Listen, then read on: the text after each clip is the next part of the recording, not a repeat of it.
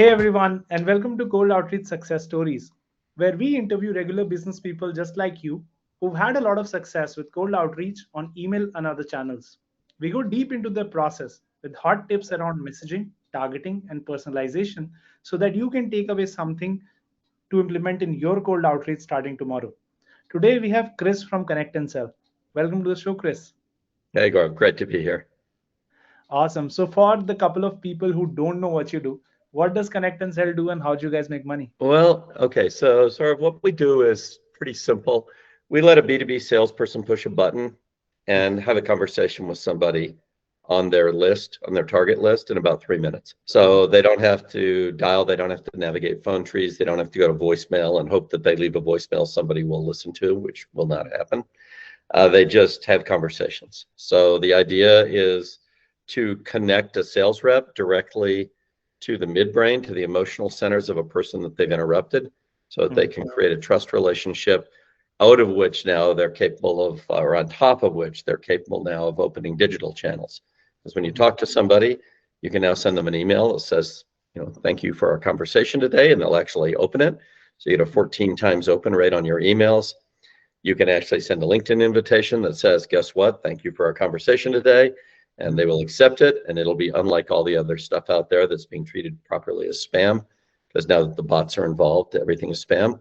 Yeah. And, you can also talk to them again because you know that they answer the phone.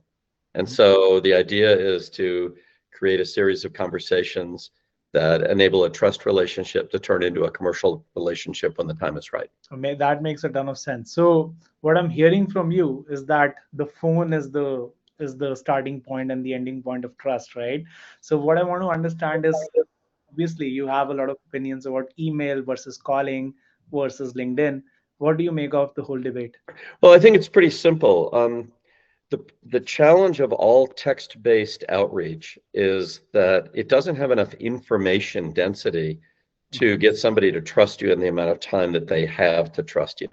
That's just been hammered into the ground now by ChatGPT. Now, it's bad enough with the bots we had before, but as I mentioned to you before we got going, I just wrote a book in 2 days with ChatGPT, a 114-page book. Wow. And if you can do that and you can, mimic a human being in text, then no text is trustworthy because now it's the vendor's bot, right? And nobody's going to trust the vendor's bot with their career. That's kind of all there is to it. So I think everybody talks about this stuff like it has something to do with the medium itself. And, if you could be clever enough, maybe the medium itself works. It's actually, it's kind of a physics and neuropsychology problem. So the physics is that an email contains maybe 5,000 bits of information if you read it end to end. Your voice carries 20,000 bits of information for fidelity. Just to have your voice like on a phone or like us talking right now, 20,000 bits per second. That's 4 emails per second. Wow. And the FBI has figured out, and Chris Voss told me this at dinner one night, that we have 7 seconds to get trust from somebody. So how much can somebody read of all your emails in 7 seconds should they choose to read, right? And then the other issue with email and everything else like it is it's cheap. And cheap stuff sounds great when you're the emitter of the cheap stuff. Oh, great, I can send a bunch of emails. Yeah. But now, rise above and look down below on the whole system and you realize that things that are cheap end up being reproduced a lot. And there's a lot of noise. And the noise doesn't abate just because there's more noise. More noise begets more noise. So now you're participating in a high noise environment. I was just talking to my wife last night, Helen Fanucci, who is the author of a pretty amazing book called Love Your Team, a survival guide for sales managers in a hybrid world. And she tried our product, Connect and Sell, the other day. Now, she's a true sales expert, 35-year career. She's also an MIT-trained mechanical engineer. Wow. So, top of the top, right? And as she said, Connect and Sell, in her opinion, is the greatest weight loss program in the world because it's so scary to use because you got to push the button, your heart rate goes up. It's like going to the gym, right? And I played her a little 1-minute snippet of an SDR course that I'm doing, like how SDRs can think about cold calling. And she looked at me and she said, oh, now I get it. Now that I've actually done it, interrupting somebody and going directly into the emotional centers of their brain is the only way to cut through the noise. Mm-hmm. It's just, there's no noise between your voice and that person's midbrain, the old brain, right? Not the reptilian brain. That one already got activated. They're afraid of you. Okay. Yeah. So now how do you soothe somebody that's afraid of you? You can't go to their thinking brain, their cortex. You've got to go to their emotional centers, and you have to say something in a way that calms them down and that allows them to decide to trust you. And Chris Voss taught me what you need to do, which is you need to show them that you see the world their way, tactical empathy, and you need to demonstrate to them that you're competent to solve a problem they have right now. And the problem they have right now is you. So you're definitely competent to solve the problem, but you need to demonstrate that to them. And so it's very simple in a way, but the issue is you can't do this in a text medium. Text media are too, oddly enough, they're too slow. And then just getting the attention is too hard because of the noise factor. So even if you get their attention, say you had a 1 in 10 chance of getting their attention, right? So your 1 in 10 chance now becomes 1 in 100 chance that they're actually going to read and respond, and you still have got the problem that they don't trust you because for all they know, you're a bot. Yeah, makes a ton of sense. So that actually ties in very neatly to my next question, which is about call scripts, right? So you've talked about the emotional side of it, the the neuroscience of it. How do you convert that into a high converting call script? How do you design good call scripts? Well, to be effective, you have to design a call script to take the prospect on an emotional journey that's predictable. So you have to know what emotion they start with, the dominant emotion they start with, where you want to get them to next, where you want to get them to next, and where you want to get them to next. So the standard call scripts that people represent as being really, really good tend to go to value. And if they go to value, they figure, hey, the prospect's going to see the value, and then they're going to want to take the meeting. There's a problem with that, which is they don't trust you enough to listen to you on value. And they weren't waiting for your phone call to tell them how to do their job. Yeah. So actually, when you go to value, you insult the person. You're saying that they're incompetent or they're not diligent. You are waiting for a salesperson to call you up and tell you how to do your job. Most people don't live like that. They accidentally answered the phone. Now it's you. They don't want to be on the phone with you. So what is the emotional state they start in? Interestingly enough, it's fear, because you are an invisible stranger.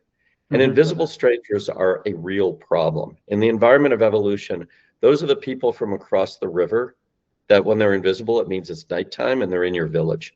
Not good. Invisible strangers scare us. And that's great for a call script because now we can say, okay, we know where the prospect starts. They start with fear. So how can we move them from fear to somewhere else? And where should we move them? Well, from fear to trust, we're kind of stuck because we have 7 seconds to get trust. And if we blow it, we're done. So, okay, trust is next. It's a constraint of nature, right? Once we get trust, then we need to go somewhere else. If we try to go to value, we're going to get pushback. And here's the pushback. We've all heard it on a cold call. Hey, sorry, great. I'm set. We're set. We're all set. We have what we need, right? Why do they say that? Because you just gave them an opportunity to get off the call with their self-image intact. The number one thing your call script must do is recognize the motivation of the person you're talking to, which is to get off this call with their self-image intact. Now, if their motivation were just to get off this call, they'd hang up, but they don't. What constrains them from hanging up? Well, they need to keep their self-image intact. They think they're a good person. So, okay, let's give them a chance to do that. So our script needs to be designed to take this other human being from a state of fear, which they will not acknowledge, by the way. So you can't say, hey, you're scared of me, right? That doesn't work. That's insulting. So you've got to take them from this state of fear to a state of trust, and then from trust, not to value, because when you go to value, they're going to push back with we're all set, but to curiosity. Curiosity is the only emotion, and it's not just a human emotion. I was raised with lots of animals, like 100 animals, horses, goats, dogs, cats, ground squirrels, birds of all kinds. Every one of those animals that was warm-blooded had curiosity at the root of every new thing that it did. Curiosity killed the cat. Didn't really. It made the cat take a look at something, right? So curiosity is the #1 reliable motivator for novel action, for doing something new. And taking a meeting with somebody is something new. So curiosity is where you want to go in the script. After curiosity, then it's very simple to go to commitment. They're curious enough. Ask them to commit to taking a meeting, and you're done. So now your goal, your initial goal in the script is trust. And if that's all you get, you win, because you can dominate markets by getting everybody to trust you. Right. And they're not going to buy anyway right now, by the way. 11/12 of your market is out of market right now for your product, because replacement cycles in B2B are 3 years. So that's 3 years is 12 quarters. If you catch them in the right quarter, you're lucky. Otherwise, you better talk to them over and over till they're in the right quarter for them, because you can't make them right. I just bought a Tesla yesterday. I'm not in the market for your whatever. Right? I'm just not another electric car.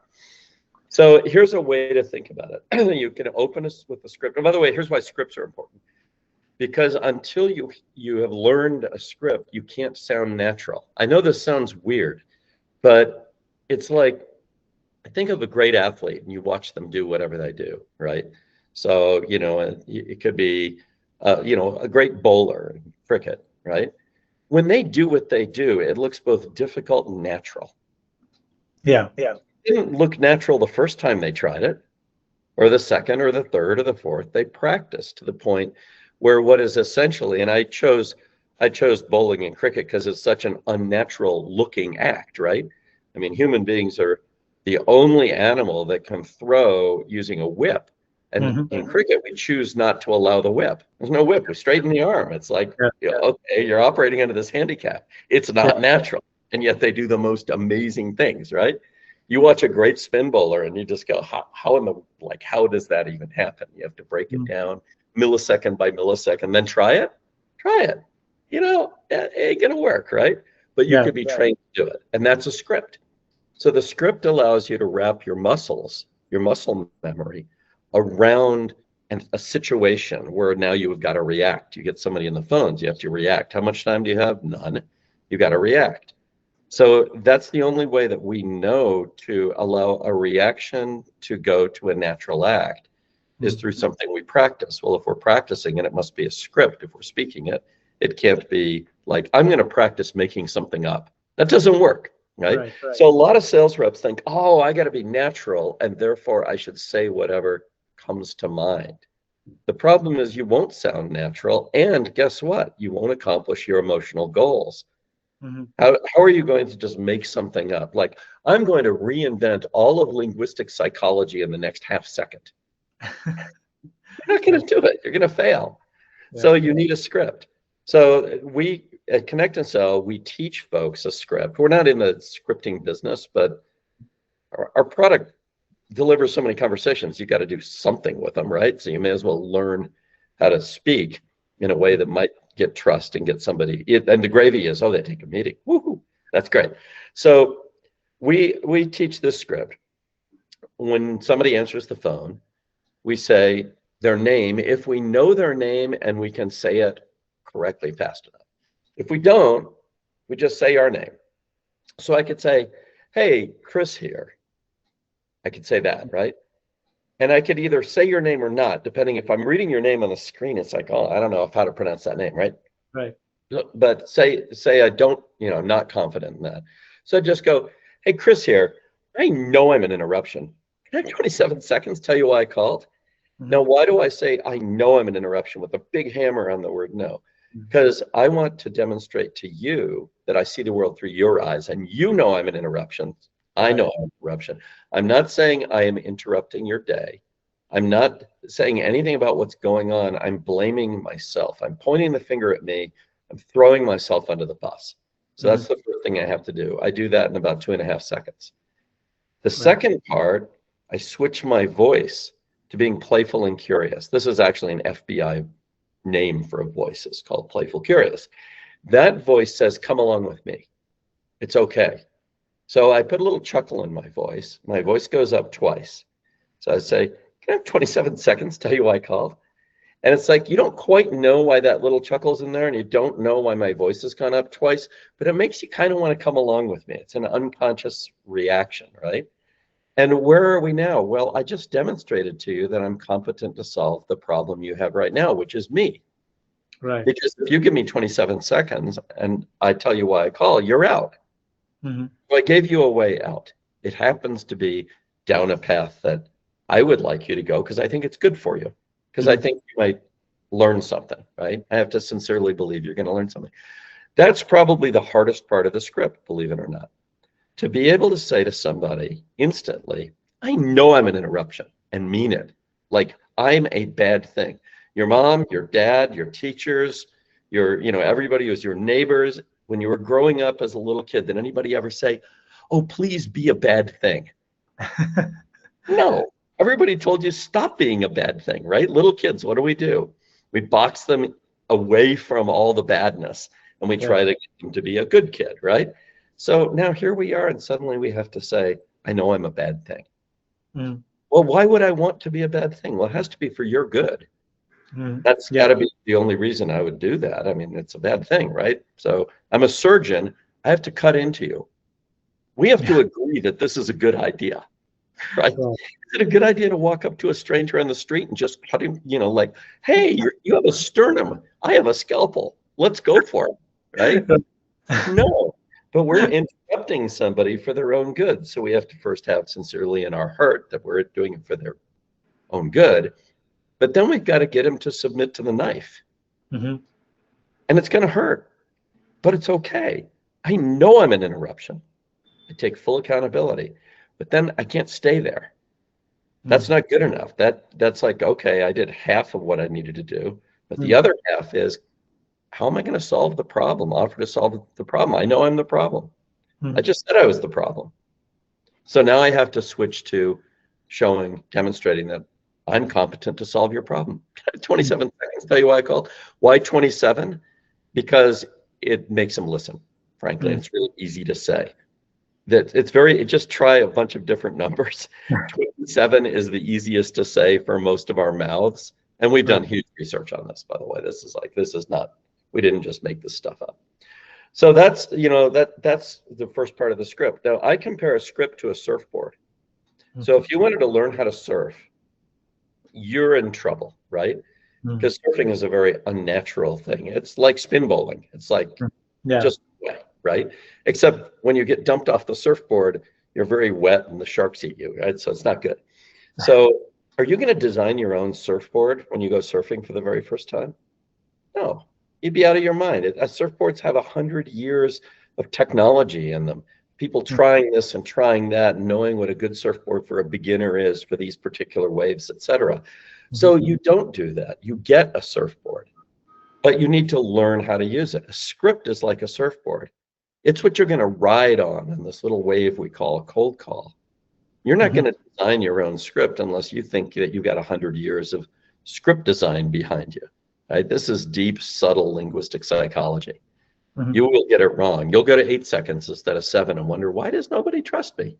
You know? Or you won't be able to throw yourself under the bus because you haven't practiced it or whatever. So you need to practice the awkward acts that are required for surfing on a surfboard or for talking on a cold call, so that they come out smoothly, so that you look good on the waves, so to speak. You sound good and natural. And it takes practice. You need a script, just like a surfer needs a surfboard. And you only have 5 sentences in a good script, by the way. All you need in a cold call script is 5 sentences. That's it. I just gave you 2. Now I've got curiosity sentences. So you say, okay, fine. Let's go with curiosity. So what are we going to be curious about? Well, I have another constraint now. And the constraint is, if I go to value, I'm screwed, right? So I've got to say something that allows you to be curious, but it can't be about value per se. And I can't tell you what category my company is in, because if I do that, you're going to say, we're all set. Because obviously, if the category is important to you, the problem's important, you're already solving the problem. Yeah. So who am I, right, to get involved in, I'm telling you, you're solving it wrong, right? So what I'm trying to do is just to get you curious. So what we've discovered is this word discovered. Discovering is very innocent. I found something. I didn't make it. I didn't create it. I'm not saying I'm proud of it. I'm just letting you know we've discovered something. So I would say this, Saurav, I believe we've discovered a breakthrough. Mm. And then I tell you what the breakthrough is. And the breakthrough is actually like a little person. It's like a hero in the hero's journey. Mm. Hero is going to go on a little journey, and it's going to come back with the gold. And it's going to be opposed by the dragon, and it's going to be a three-headed dragon. One head is emotional, one head is economic, and one head is strategic. And I'm going to somehow get all that in the next sentence in a way that leaves you hanging a little bit and going, huh, what was that about? And then I'm going to ask you for the meeting. So here's an example. This is the Connect and Sell example. These are easy to make, by the way. You can pop these scripts out like popcorn. You know, I've had guys get on a plane. I had a CEO once get on a plane from Austin, Texas, come to Reno and buy me dinner because he said, we worked on this problem of having a script for 10 years and you did it in 5 minutes. Well, that's because all of it's just psychology. It's not about your business. It's about that other person, right? So it's like, here's how this can work. So I believe we've discovered a breakthrough that completely eliminates the waste and the frustration that keeps your best sales reps from being effective on the phone or even using the phone at all. And the reason I reached out to you today is to get 15 minutes on your calendar to share this breakthrough with you. If you happen to have your calendar available, notice the playful, curious voice at the end. Come along with me. I'm done. That's it. 5 sentences. You might say almost anything, and there's a lot of things you could say at that point, most of which I'm going to just say, you know what, that's fantastic. Tell you what, I'm a morning person. I'll shoot you something for Thursday next week, and we'll move it around if we have to. Because that gives you a way out of the call. And if you give me permission to send you a calendar invite, guess where it goes? On your calendar. Yeah. Right. So we're sort of done.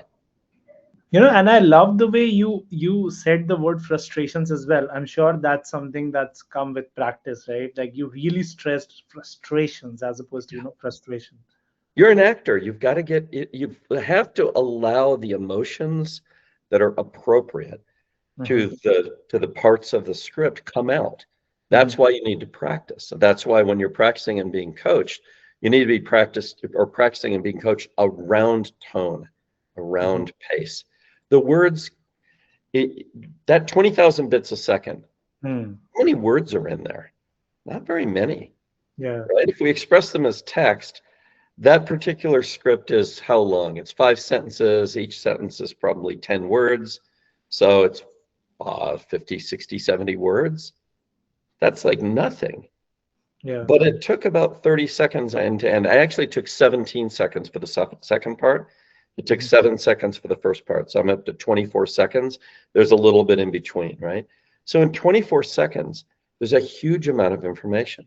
That's 24 times 20,000 bits. That's a lot of information. Well, it's all emotional information from the tone.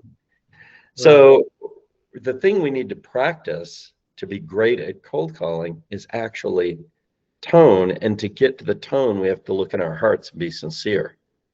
We have to know that we have to believe something. Before any of the scripting can work, we have to believe something. We have to believe that the meeting that we're offering is of value to this human being, even in the downside case where they're never going to do business with us. We have to believe that. If we don't believe it, it comes out in our voice. And human beings have insincerity detectors that are astonishingly effective. Very high fidelity. So we need to sincerely believe in that. Most reps don't. What most reps believe in is, I sure would like this one to go well so I get a commission. Right. Makes a ton of sense. I think the incentives fundamentally need to change in your head, right? Like that's how that will happen. Interesting. On to my final question now. So what mistakes did you make when you first started this whole cold calling process? Well, I stumbled into this about 12 years ago, and I'm just a tech guy. Believe it or not, even though I used to be a door-to-door salesperson, I'm a physicist mathematician with a substantial education in neuropsychology. So as an undergraduate, I was very interested in that field. And I think that's kind of what did it. I did not believe in scripting at all until I was probably 3 years into the job at ConnectAndSell, maybe 2. And it was a scripting expert who was starting a company, a product company, I'd never done a product company before. Mhm. And a friend of mine said to him, look, if you're going to do this company, you've got to go get advice from this guy, Chris Beall. Mhm. Otherwise, I won't be supportive. Like, he's available, he's willing to help you. Failure is not an option. So I worked with this guy for a while, and finally he said, well, I'm going to hire a salesperson. My product is ready. I'm going to hire a salesperson. I said, no. If you hire a Mhm. salesperson, here's what we're going to learn. You don't know how to hire a salesperson. But we already know that. So why go through the pain of trying to do it? Yeah. It makes no sense. You need to be the salesperson. He says, oh my God, I can't do it. He freaked out, right? I said, no, it's easy. We'll put you on ConnectAndSell, and you're so good on the phone, you'll be fine. He said, no, I'll be terrible. I need to be scripted. Mhm. So my mistake was in thinking scripts weren't necessary. And I Mhm. said, you don't need to be scripted. And he said, no, I need to be scripted. And then he said the fatal words. He said, I'm a scripting expert. I write scripts for other people's TED Talks. Makes a ton of Well, sense. that's interesting. So we spent a Saturday morning. Those 5 sentences cost us 5 hours. Wow. It was this, every word is and how it's delivered is meaningful. And this guy is really, really good. He said this is so much harder than a TED Talk because we have so little time, and we're taking somebody on this very fast emotional set of transitions. So Yeah. how are we going to do that? First time he used that script, he was talking to the chief operating officer of Dell Technologies. Wow. Very first time he pushed the button with ConnectAndSell, we get the COO of Dell, Yeah. and he reads the script, and it's not great tone, but it's enough. He gets a meeting. Wow. And so it's like, okay, so my big mistake was not understanding how delivering conversations actually it doesn't do anything. Mhm. In fact, it's worse than nothing unless those conversations are competently executed. And that requires something that I hadn't thought of before, which is not only scripting, but then training and being coached to that script for tone. And people need to learn that. So we've been offering this thing called Flight School now for the last, I don't know, 7, 8 years, in which we take reps through a 4-session process, live calling, because your voice has to be under stress. If your voice isn't under stress, you sound great. Yeah. Okay, well, so what, right? Again, I'll go back to that spin bowler, right? You're all by yourself and you're practicing and you think you're great. And now you're out on the pitch and, well, there's the crowd and you Yeah. tighten up. Yeah. And that beautiful move you had that produced that astonishing reaction off the ground ain't there anymore. Right. And then you look like an idiot, and then it gets worse, right? Yeah. You have to practice under stress, under pressure.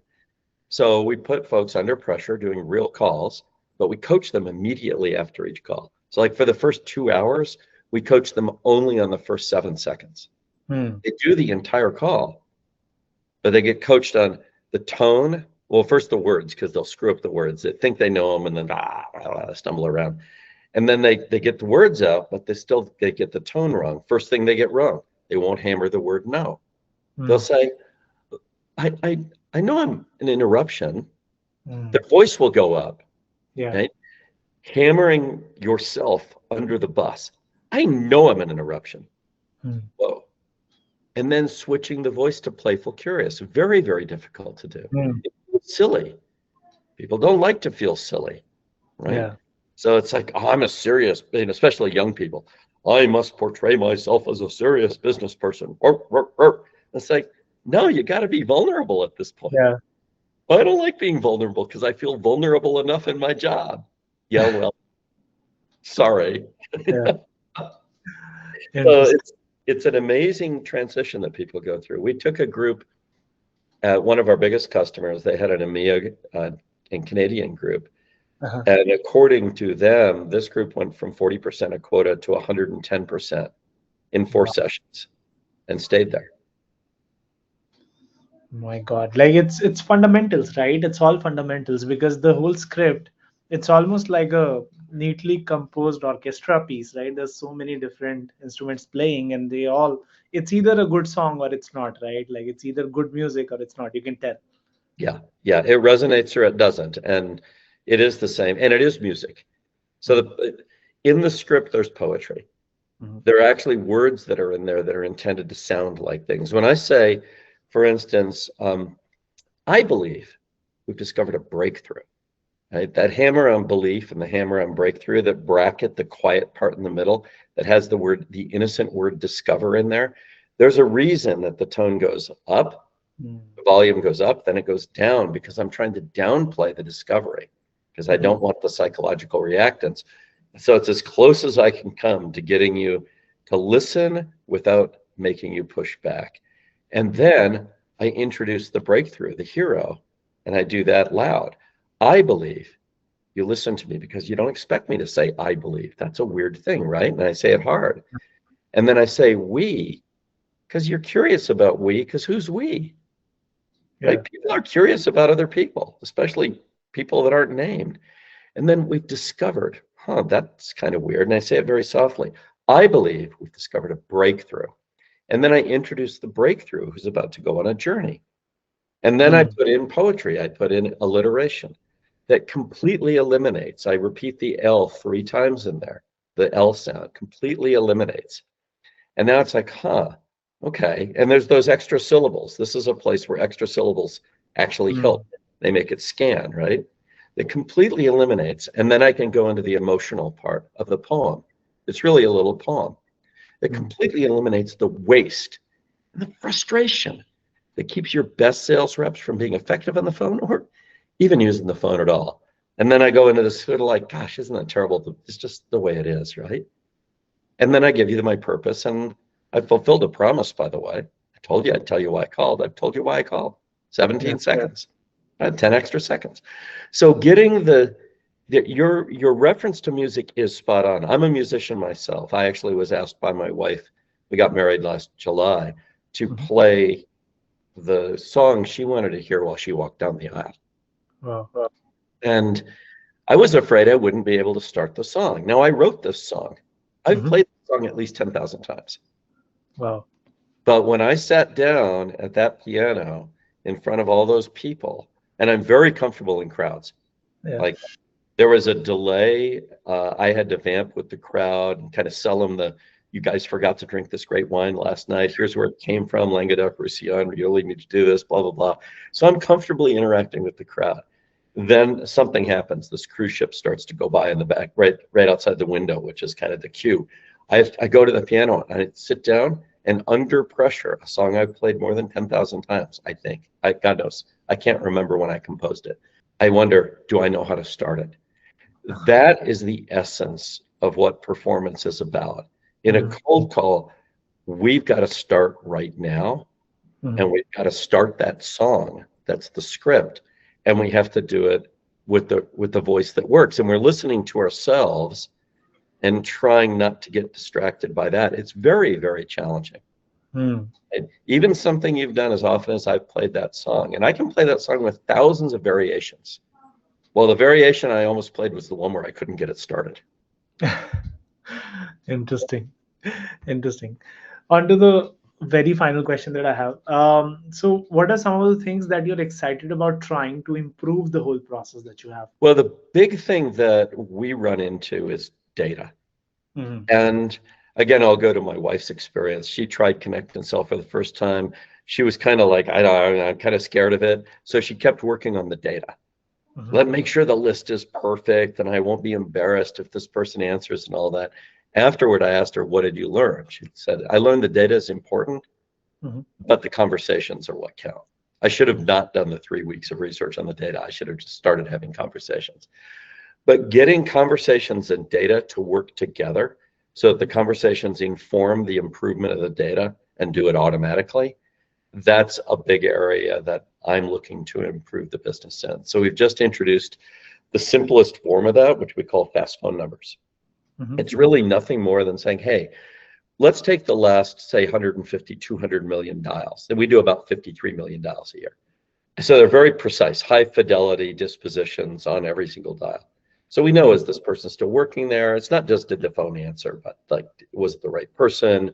How long did the conversation take? Did they accept a meeting? All that kind of stuff, right? So we're taking all of that big data and pouring it into a machine. And what comes out is, when you have a list of people you want to call, we can automatically sort that list in the order in which they're most likely to answer and provide you with the best phone number that they are proven to answer on. So that guesswork goes away. So now as a rep, you're taking less time and you feel more confident that that next conversation is going to happen more quickly, right? So that's an area, that's a kind of a first area. The second one is targeting. Because when you think about targeting, the message should resonate with your true target market that you're trying to get meetings with. Well, who's actually looking at that in the large to say the message resonated, maybe not always taking a meeting. Maybe it was an interest, call back later, an interest send information. So, but that goes together with how long was the conversation, which is itself an expression of interest. Yeah. So taking that information back and putting it into targeting, so your list improves in terms of quality automatically. Those are two things that we've built and we're releasing within the product. And we're actually going to release fast phone numbers, as we call it, as a pure, like, give us a file, we'll give you the file back, sorted and scored in phone number answering probability order with the best phone number that either you already have or we'll give you one that's even better. So we're just calling it List Enrich, and we're about to put it up on the Microsoft Commercial Marketplace. So folks can just come to it and say, look, I don't use ConnectAndSell, great, but I call people. So here's a list. It's just an Excel file and a template, and we'll turn it around in a couple of seconds, and you'll have it back in the order in which you should call them with their best phone number. I'm hyped about that because a lot of people complain about data being incorrect, but the way you're solving it is a very elegant crowdsourced mechanism, essentially, right? Where all of the ConnectAndSell customers are actually contributing to the fidelity of the data. So I feel that's amazing. It's really fun too, because you get to see yourself, like, people Google themselves and think it's fun. So I get to see, like, do I answer the phone or not, and on which phone number. So I answer. It turns out I'm a 94 out of 100. So I'm a big phone answerer, right? My VP of sales, John T. McLaren, is like a 4 out of 100 on his cell phone. And you see these differences, and it's really interesting. Like, everybody says, oh, mobile, that's it. Call everybody on their mobiles.